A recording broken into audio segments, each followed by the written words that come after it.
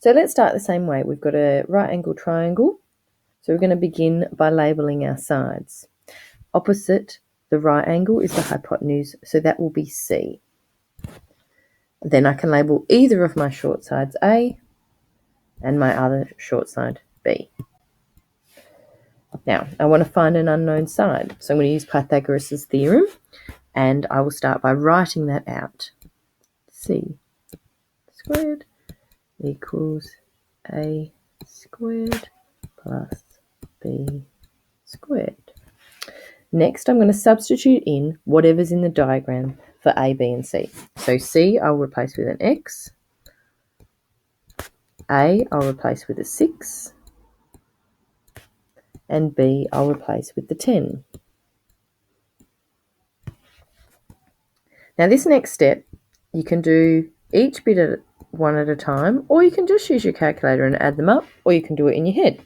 So 6 squared is 36, 10 squared is 100, so 36 plus 100 is 136, or you can do it in your head.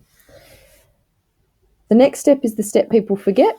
We need to square root both sides. So the square root of x squared is equal to the square root of 136. So square root of x squared is x. The square root of 136, I don't know that off the top of my head, so I'll go to my calculator. And when I calculate that, it gives me a big long number.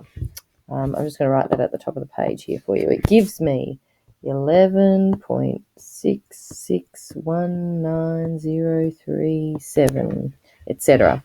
Now, I want to round this to 2 decimal places. So what I'm going to do, I'm going to look at my second decimal place, which is a 6.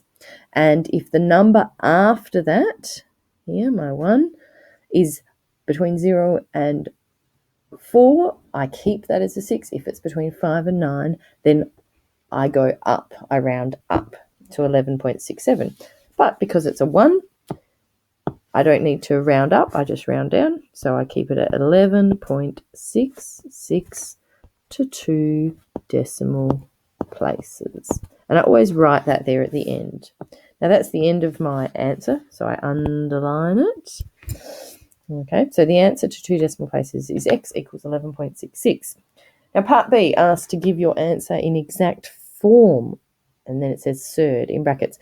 All that means is that we don't actually have to take it to 2 decimal places. So for part B, if you were writing that answer, I've just run out a little bit of space. I'll pop it over here.